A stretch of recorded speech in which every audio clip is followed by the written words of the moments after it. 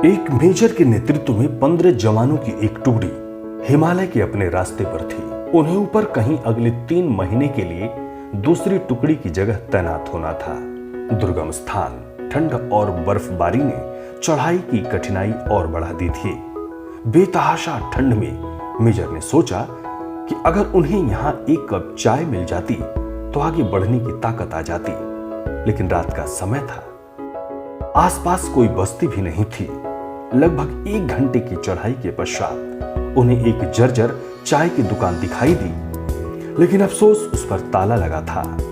भूख और थकान की तीव्रता के चलते जवानों की आग्रह पर मेजर साहब दुकान का ताला तोड़वाने को राजी हो गया। खैर, ताला तोड़ा गया तो अंदर उन्हें चाय बनाने का सभी सामान मिल गया। जवानों ने चाय बनाई, साथ वहां रखे बिस्किट आदि खाकर खुद को राहत दी। थकान से उबरने के पश्चात सभी आगे बढ़ने की तैयारी करने लगे, लेकिन मेजर साहब को यूं चोरों की तरह दुकान का ताला तोड़ने के कारण आत्मग्लानि हो रही थी। उन्होंने अपने पर्स में से 1000 का नोट निकाला और चीनी के डब्बे के नीचे दबा कर रख दिया तथा दुकान का शटर ठीक से बंद करवाकर आगे बढ़ गए। इस मेजर को आत्मग्लानि कुछ हद तक कम हो गई और टुकड़ी अपने गंतव्य की ओर बढ़ चली।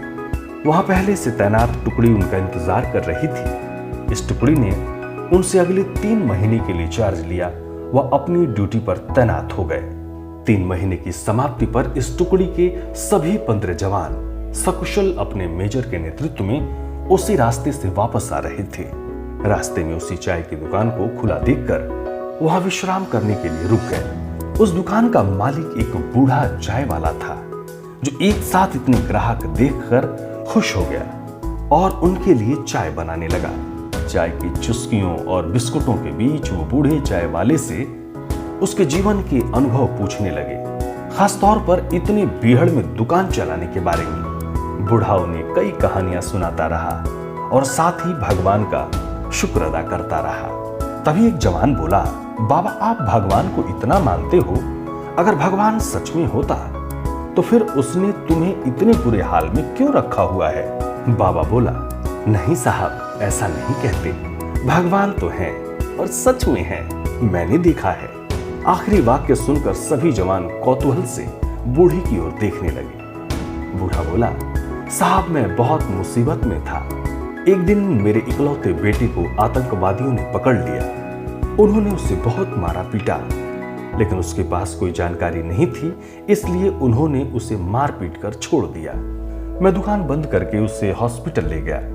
मैं बहुत तंगी में था साहब, और आतंकवादियों के डर से किसी ने उधार भी नहीं दिया। मेरे पास दवाइयों के पैसे भी नहीं थे और मुझे कोई उम्मीद नजर नहीं आती थी। उस रात साहब मैं बहुत रोया और भगवान से प्रार्थना की और मदद मांगी, और साहब उस रात भगवान मेरी दुकान में खुद आए। मैं सुबह अपनी दुकान पर पहुंचा। ताला टूटा देखकर मुझे लगा कि मेरे पास जो कुछ भी थोड़ा बहुत था वो भी सब लुट गया। मैं दुकान में घुसा तो देखा 1000 रुपए का एक नोट चीनी के डब्बे के नीचे भगवान ने मेरे लिए रखा हुआ है। साहब उस दिन 1000 के नोट की कीमत मेरे लिए क्या थी शायद मैं बयान न कर पाऊं, लेकिन भगवान है साहब, भगवान तो है। बूढ़ा फिर अपने आप में बड़बड़ाया। भगवान की होने का आत्मविश्वास उसकी आंखों में साफ चमक रहा था। यह सुनकर वहां सन्नाटा छा गया। 15 जोड़ी आंखें मेजर की तरफ देख रही थी, जिसकी आंख में उन्हें अपने लिए स्पष्ट आदेश था, चुप रहो। मेजर साहब उठे, चाय का बिल अदा किया और बूढ़े चाय वाले को गले लगाते हुए बोले, हाँ बाबा, मैं जानता हूं भगवान है और तुम्हारी चाय भी शानदार थी। और उस दिन उन 15 जोड़ी आंखों ने पहली बार मेजर की आंखों में चमकते पानी के दुर्लभ दृश्य का साक्ष्य किया। और सच्चाई तो यही है कि भगवान तुम्हें कब किसी का भगवान बनाकर कहीं भेज दें, ये खुद तुम भी नहीं जानते। मित्रों, ये कहानी कुपवाड़ा सेक्टर में घटित एक जवान द्वारा शेयर की गई है।